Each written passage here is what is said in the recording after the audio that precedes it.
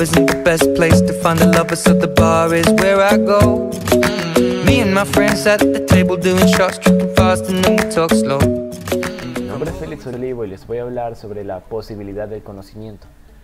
Es un problema filosófico sin solución definitiva que enfrentamos todos aquellos que tratamos de explotar, describir, explicar, interpretar o comprender cualquier realidad. Dicho problema se puede resolver con conocimiento o desconocimiento,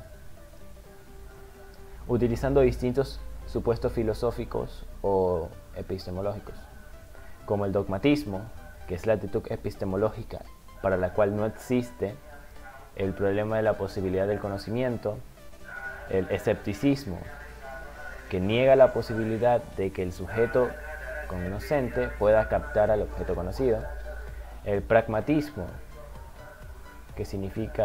que para el pragmatismo significa que la verdad es lo valioso y lo útil para la vida, el criticismo, que es la actitud reflexiva y crítica, es el término medio entre la ingenuidad del dogmatismo y lo absurdo del escepticismo. Todo esto depende de la facultad o facultades, es decir, la razón o los sentidos, que el sujeto cognoscente ponga en práctica cuando pretenda conocer el determinado fenómeno. La facultad o facultades, la razón o los sentidos, que el sujeto ponga en juego cuando pretenda problematizar un objeto de estudio, dependerá o dependerán a su vez de los intereses ontológicos del investigador. Dichos intereses se refieren en el ámbito filosófico, a aprender que la realidad se mueva, como, por ejemplo, subjetivismo, que limita la validez del conocimiento al sujeto que conoce y juzga, ya sea es el sujeto individual o el individuo humano, ya sea el sujeto general o el género humano, el relativismo, que hace depender de la validez del conocimiento de determinados lugares, tiempos, épocas históricas, ciclos de cultura u otras condiciones externas en las cuales este conocimiento se haya efectuado, que esté inmóvil o en estados intermitentes entre el movimiento, la quietud y el criticismo, que ya antes habíamos dicho, que la actitud del criticismo es reflexiva y crítica y es el término medio entre la ingenuidad del dogmatismo y lo absurdo del escepticismo. Podríamos decir que al mismo tiempo que reconoce el conocimiento, lo niega. Muchas gracias. Adiós. Yo les voy a hablar acerca de la relación entre sujeto y objeto. El sujeto del conocimiento es aquella persona que adquiere o construye el conocimiento. Esta se pregunta, se acerca, observa y examina el objeto del conocimiento. Quiere conocer la realidad y debe despojarse de sus valores e intereses. También se adentra en el conocimiento, la comprensión, el estudio de fenómenos y procesos de la naturalidad y sociedad. Esta transforma los objetos y la realidad y crea conceptos, juicios y modelos simbólicos de teorías y leyes. En cuanto al objeto del conocimiento, es lo reconocido por el sujeto. Este debe ser ideal y creado por el hombre. Contiene un problema y debe ser considerado en relación con su entorno, donde haya otros objetos que influyen sobre él y tenga objetos de conocimientos que no puedan existir. En cuanto a las características del conocimiento, tenemos que es un producto social. Se construye y se reconstruye fácilmente. Con el pasar del tiempo aparecen nuevos conocimientos, también que le permite al hombre existir, mantenerse y desarrollarse. Por otra parte tenemos que implica la relación entre sujeto y objeto dinámico. Tenemos varias ideologías que definen la relación entre sujeto y objeto, como son el idealismo, en el cual el sujeto niega la existencia del objeto mientras que éste no existe en la conciencia. El sujeto es un ser pasante que realiza el acto del conocimiento, mientras que el objeto es la realidad que se construye a partir del sujeto.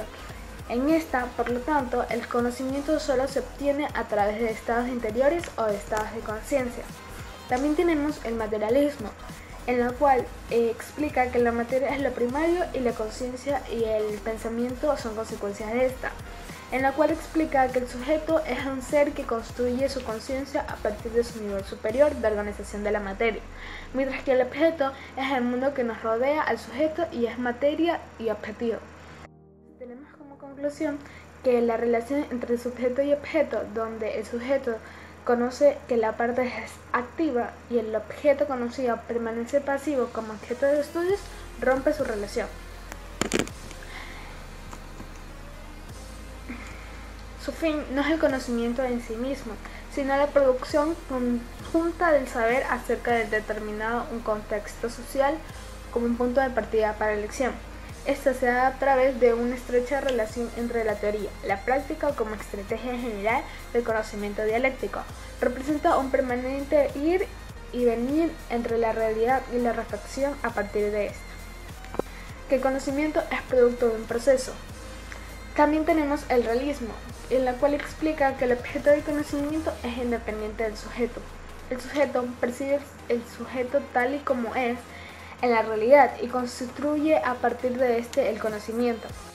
Hola, mi nombre es Carlos Romo y yo les vengo a hablar acerca de el conocimiento. Ya. Primeramente, ¿qué es el conocimiento? El conocimiento es el entendimiento, inteligencia o razón natural de acerca de un objeto o algún tema en específico. Primeramente, el hombre es susceptible del medio que lo rodea. Por lo tanto, el hombre reacciona de una manera sensible o intuitiva. Mediante esto, el hombre obtiene conocimiento mediante experiencias. Existen 3 teorías acerca del conocimiento, que son empirismo, racionalismo y criticismo. ¿Qué quiero decir con eso? Empirismo, primeramente el empirismo es se obtiene el conocimiento mediante experiencias. ¿Y cómo podría explicar esto? Para que se haga más fácil. Ya, ayer tuve un negocio con un amigo y con hicimos un contrato y en este negocio salió algo mal. Debido a esto tuvimos una mala experiencia, ¿ya? Y dio como resultado un conocimiento acerca de lo que sucedió o qué fue mal hecho, ¿ya? Esto podría explicar lo que es empirismo. Y ahí viene lo que es criticismo. ¿Qué es criticismo? Criticismo abarca lo que es empirismo y racionalismo. Pero antes tengo que explicar qué es racionalismo. Racionalismo es una doctrina filosófica que sostiene la omnipotencia de la razón, ¿ya? Y aquí también podemos relacionar lo que es el conocimiento científico. El conocimiento científico es el conjunto de hechos verificables y sustentados en evidencias recogidos por teorías científicas. ¿Qué quiero decir con esto? Por ejemplo, yo quiero hacer un proyecto con un amigo. Para tener un buen proyecto tengo que tener conocimientos científicos. Conocimientos científicos me refiero a indagar acerca de un tema o de algún autor que influye en ese tema, ¿ya?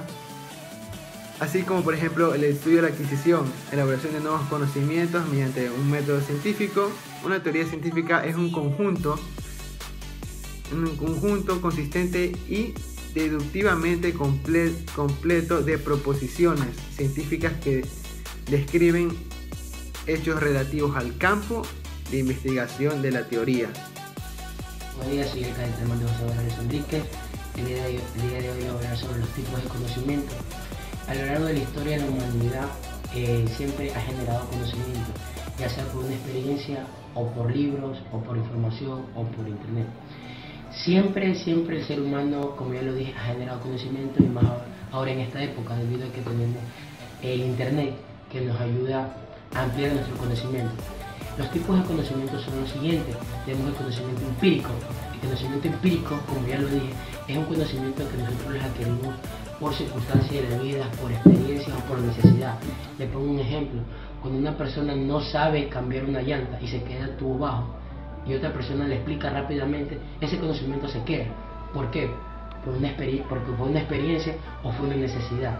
Si hablamos del conocimiento científico, la palabra mismo lo dice, científico, de ciencia.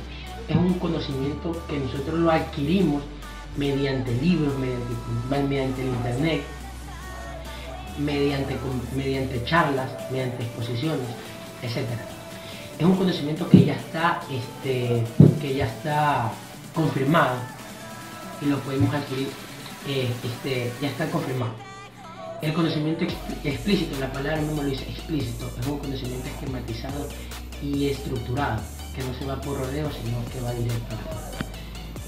También tenemos el conocimiento tácito. El conocimiento tácito es muy, tú ni cuenta te das cuando lo utilizas, ya que se lo caracteriza por ser mecánico, y también es un conocimiento que es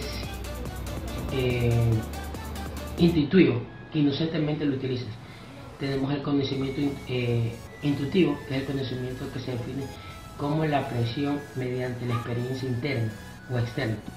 Y el conocimiento revelado, este tipo de conocimiento implica que todos los fenómenos se envuelven los intangibles, implicando para ello siempre una actitud de fe.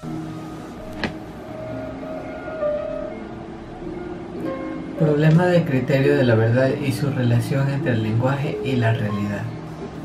Según el estructuralismo, el ser humano como tal no existe porque su base conceptual originaria ha cambiado, de modo que ahora en adelante solo se conoce un resultado cambiante por una cultura social.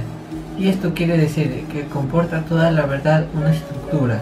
Lo verdadero del ser humano anterior es irrecuperable, en cuanto a que ahora es un resultado algo distinto. Ahora bien, ese algo distinto ha transcedido, y en efecto, la verdad ha transcedido de lo que fue, pero además se ha superado a sí misma, desde el contexto natural, no desde exclusivamente el simbólico. Sí, en cuanto se habla del lenguaje, a veces se extrapola a que es un condicionamiento que lo ha determinado todo, incluso toda la verdad o noción de la realidad. Eso es así. Por el ser humano, la verdad está dicha por una forma lingüística que expresa proposiciones, informaciones verbales o informales. Luego, toda la teoría de la verdad de las formaciones lingüísticas tiene que presuponer la teoría previa de la verdad de las proposiciones. Pero el lenguaje forma parte epistemológicamente del mismo conocimiento, o sea, si existe conocimiento es porque solo se transmite ya sea por una vía primitiva del lenguaje o de otra, en cuanto a que un ser vivo es receptor de informaciones que les transmite del entorno. Esto es el conocimiento, no está sin el sujeto, sino dándose al sujeto, o el conocimiento está haciendo al sujeto por lo que está predispuesto para él. El criterio de la verdad es la norma para fijar la veracidad, la certeza de nuestro conocimiento, el testimonio que confirma y atestigua la justeza de nuestras ideas, el grado de la concordancia entre nuestras sensaciones y concepto y la realidad objetiva. Para el idealismo, el criterio de la verdad no se halla fuera de la conciencia humana, pero en la realidad objetiva, sino en las sensaciones, en las ideas del sujeto, en la claridad y exactitud de los conceptos. Desde el punto de vista del idealismo es difícil distinguir entre lo veraz y lo falso, entre lo real y lo fanático. El criterio de la verdad del materialismo dialecto es un cambio en la experiencia, la práctica, comprendida no solo en el estrecho sentido del único acto de la comprobación, del experimento o de la experiencia individual, sino ante todo el sentido de la práctica histórico-social de los hombres. Gracias.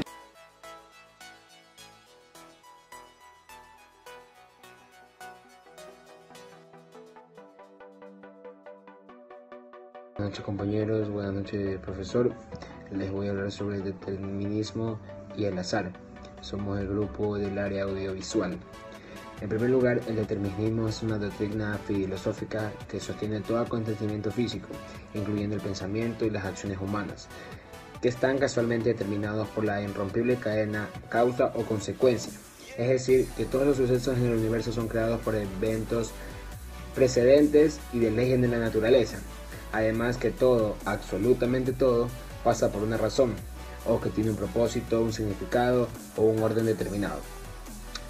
El azar El azar es algo súper que diferente, es una casualidad presente en diversos fenómenos que se caracterizan por causas complejas y no lineales, es decir, que todo en el universo es una simple coincidencia, que todo pasa porque es una coincidencia o que incluye condiciones necesarias para la vida en el planeta, por tanto nuestra existencia está compleja de acciones de química o mutaciones biológicas, sin significado y sin propósito, es totalmente lo contrario del determinismo.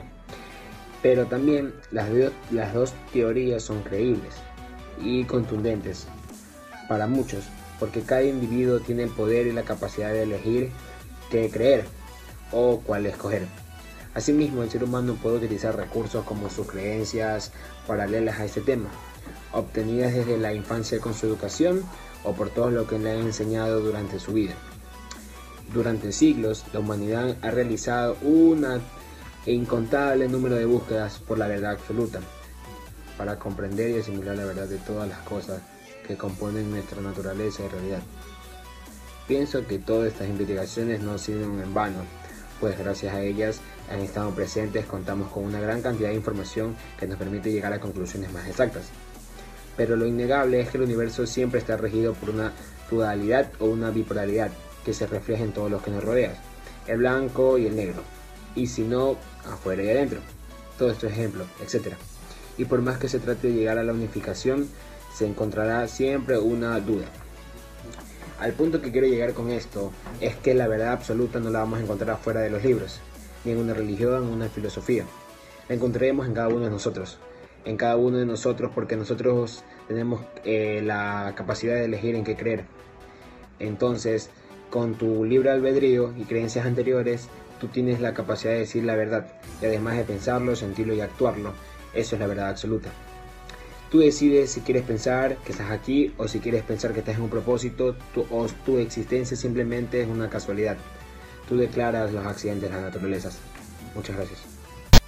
Mi nombre es Aldo Ceballos y yo pertenezco al tercero de bachillerato Charlie, y mi tema de hoy es analizar y explicar el origen y la interrelación entre la libertad y la necesidad, y aclarar la duda si nosotros hacemos lo que queremos o lo que podemos. Bueno, primero vamos a explicar los dos conceptos de libertad y necesidad. La libertad es aquella acción que nosotros hacemos sin necesitar el juicio de nadie más, solo el nuestro. O sea que no dependemos de nadie para tomar esa acción, y nadie nos puede limitar. Y necesidad es aquella acción que nosotros hacemos para conseguir algo a cambio, por ejemplo un bien para nosotros, como puede ser dinero, unas medicinas o algo. Y ya, la interrelación entre los dos sería que nosotros podemos hacer lo que nosotros queramos, por ejemplo libertad, podemos dormir y todas esas cosas, pero cuando llega la necesidad, que sería que nos falta dinero, estamos enfermos, estamos para las medicinas o algo, nosotros necesitamos un trabajo. Entonces ahí es cuando yo vengo a aclarar dudas si nosotros hacemos lo que queremos o hacemos lo que podemos. Bueno, como ya vengo explicando, la libertad se acaba cuando hay una necesidad. Y digamos que podemos, por ejemplo, que una persona necesita trabajar para pagar sus estudios o alguna cosa, entonces su libertad se acaba ahí porque tiene a alguien que le diga qué hacer, que sería su jefe, que le dice hace esto, y entonces tú, como tienes una necesidad de trabajar porque necesitas dinero, entonces tú vas a hacer lo que tu jefe te diga. Entonces ahí es cuando las dos se chocan, tu libertad y tu necesidad, porque tú necesitas tener dinero, pero no puedes hacer sacar el dinero de nadie, necesitas hacer algo para sacar ese dinero. Entonces yo opino que nosotros podemos hacer lo que nosotros queramos hasta que existe una necesidad, y entonces sería mi respuesta que nosotros solo podemos hacer lo que podemos, porque la libertad se acaba cuando hay una necesidad. Y digamos que podemos, por ejemplo, que una persona necesita trabajar para pagar sus estudios o alguna cosa, entonces su libertad se acaba ahí porque tiene a alguien que le diga qué hacer, que sería su jefe, que le dice hace esto, y entonces tú, como tienes una necesidad de trabajar, necesitas dinero, entonces tú vas a hacer lo que tu jefe te diga. Entonces ahí es cuando las dos se chocan, tu libertad y tu necesidad, porque tú necesitas tener dinero, pero no puedes sacar el dinero de nada y necesitas hacer algo para sacar ese dinero. Entonces yo opino que nosotros podemos hacer lo que nosotros queramos hasta que existe una necesidad, y entonces sería mi respuesta que nosotros solo podemos hacer lo que podemos, porque hay muchas personas mayores que no les alcanza el tiempo para hacer lo que ellos quieren, viajar, estar más tiempo con su familia y todas esas cosas. Entonces solo hacen lo que pueden, que sería mantenerlos, y si tienen hijos sería darles la mejor educación posible. Siempre toda la vida vamos a estar dependientes de alguien. Desde niño vamos a estar dependientes de nuestros papás, que nos dicen qué hacer, nos educan y todas esas cosas. Cuando somos grandes dependemos de nuestro jefe, porque dependemos del trabajo para ganar dinero, para mantener a nuestra familia. Y cuando somos grandes, dependiendo del caso, tu hijo o el Estado te mantendrá, o tu hijo te mantendrá, pero también deberás estar a expensas de él, porque como ya serás viejo, no podrás hacer casi nada por ti mismo. Así que, explicando la duda entre lo que podemos y lo que debemos hacer, yo opino que haga lo que se haga en la vida, sea lo que tú quieres o lo que puedes hacer, que lo hagas pensando en los demás, porque beneficio no solo tuyo sino para los demás, porque todo beneficio que tú ganas en la vida se proyecta también a los demás. Y bueno, a ti acá mi tema y adiós. Hola, ¿cómo están ustedes? Soy el cadete Eric Steven Pacheco Mora, del curso de sexto alfa, selección FIMA. Hoy día voy a dar con el tema siguiente, y es la relación del espacio y tiempo y sus implicaciones en las ciencias sociales. Primero hay que dar a conocer lo que es espacio y tiempo social. No es lo mismo social que científico, por si acaso, así que se mencionará lo que es socialmente. El espacio es el lugar o ubicación en donde se encuentra uno, donde se encuentra otros. Puedo yo decir que mi tal amigo está en Riobamba, el espacio es Riobamba. Puedo decir que Gabriela está en Playas, el espacio, Playas. Ese es un ejemplo válido de lo que es el espacio. Y hablemos de tiempo. El tiempo es un periodo determinado de donde se dan los sucesos. Se puede mencionar en datos como son la fecha y la hora. Nada más esos dos. Otro ejemplo del tiempo, se puede decir que a las 3 del día 24 de septiembre habrá un evento. Eso es un acontecimiento que ocurrirá, pero tiene los datos de tiempo. No menciona espacio, pero tiene datos de tiempo. Estos datos están unidos de la mano y están también vinculados con las ciencias sociales. Las ciencias sociales están en temas como es en lo político, en lo que es la democracia. Menciona también geografía y también historia. Historia tiene muchos acontecimientos, de los cuales están ya guardados en escritos, tradiciones orales y todo. Pero ambos tienen en común que tienen exactamente espacio y tiempo.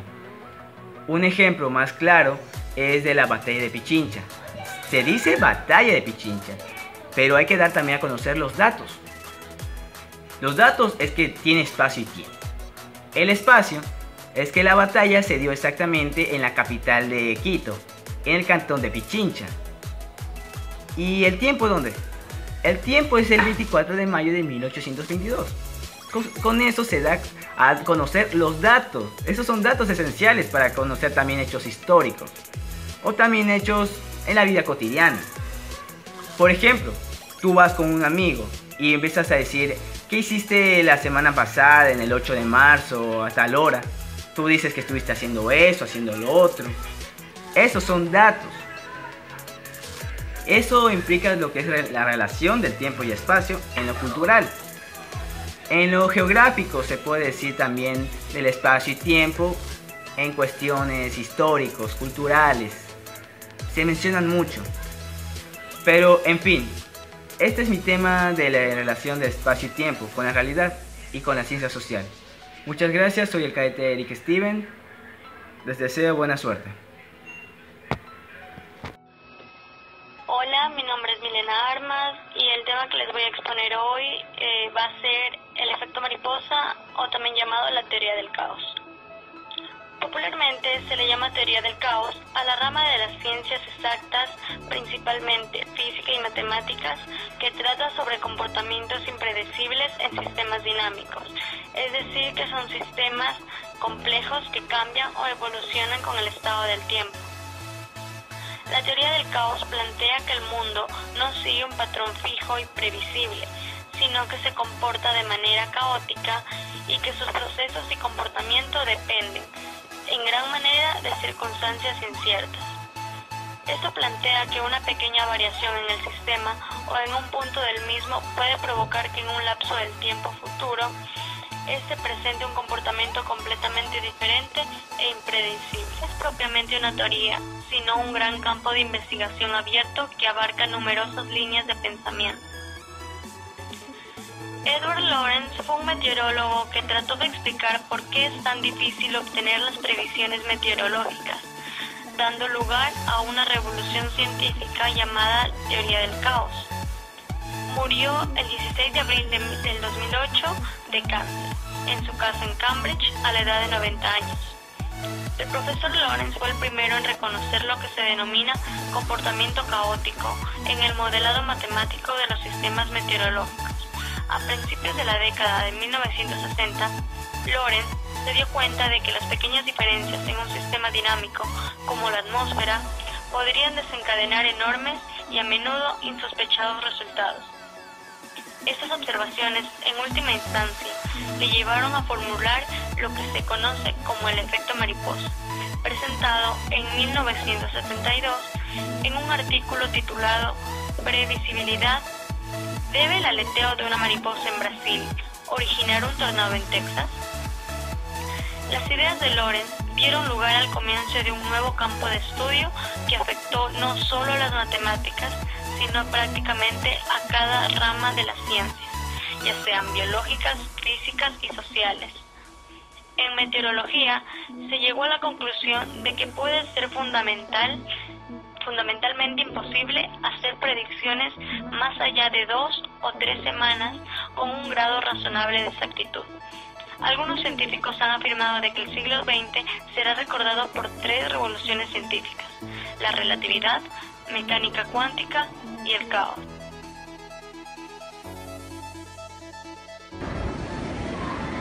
Buenos días, mi nombre es Johnny Jacome del sexto Foxtrot. Yo les voy a hablar sobre la conclusión.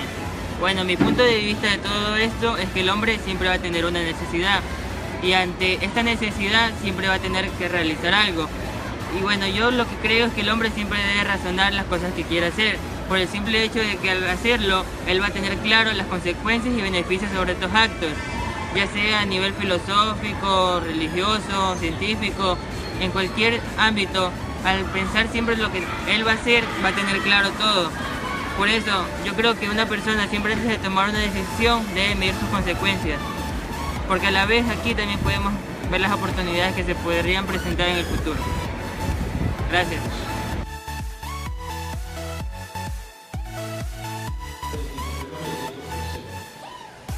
¿En cómo se podría mejorar?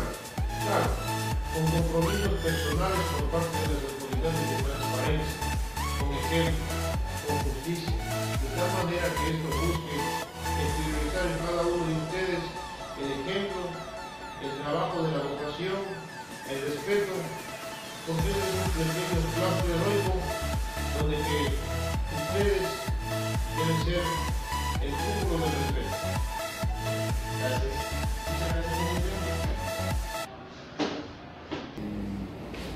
capacitados, la mayoría tiene maestría, y ustedes como estudiantes son cadetes que se diferencian de los otros colegios por su dedicación al estudio y por su comportamiento diferente. En todo caso, la actitud que tiene el cadete liceísta es lo que hace grande al colegio. Muchas gracias. Ok, cadete, aquí estamos para ayudarlos, para cualquier inquietud que tengan, están las puertas abiertas de este vicerrectorado. Listo, maestro. Muchísimas Okay. gracias. Bueno, profesor, soy Valeria Albán del tercer año de bachillerato Foxtrot y el día de hoy venía a realizar una entrevista acerca de la materia de investigación, ciencia y tecnología. Primero, estamos realizando un proyecto que consiste en hacer un video donde se incluyen los 10 temas que hemos practicado desde el primer parcial hasta el tercer parcial para conseguir una mejor enseñanza y una mejor práctica de estos mismos, y asimismo esto nos sirva para poder implementarlo en el examen del trimestral. ¿Usted opina que esto sería una buena técnica? ¿Qué opina acerca de esto? ¿Que sería una buena técnica para poder aprender y estudiar mejor para el examen? ¿O que podríamos innovar nuestro proyecto de alguna otra manera? Bueno, si los temas fueron tratados con la profundidad del caso y fueron bien investigados de acuerdo a la materia, sin lugar a dudas que es una buena manera de poder ser evaluado. De lo contrario sería estar arando en el mar, porque los temas tienen que ser investigados a fondo, ¿no? Y analizados y esquematizados por el estudiante, ¿no? Si es de esa manera, bienvenido sea. ¿Usted qué opina acerca de la enseñanza en el Liceo Naval? De esta materia, de la investigación. Repite la pregunta porque ya. ¿Qué opina del Liceo Naval y cómo contribuirá a su mejora? ¿Qué opina de la enseñanza en el Liceo Naval y cómo contribuiría a su mejora? Bueno, a nivel académico en el Liceo Naval hay muchas cosas por mejorar. Realmente en el campo científico deberían de estar mejor implementados los laboratorios, sobre todo la parte de biología y química. No se pueden hacer las prácticas que se acostumbraba a hacer anteriormente porque no contamos con los reactivos y el material necesario para hacerlo, ¿no? Entonces, en el campo tecnológico, en el campo científico, estamos unos peldaños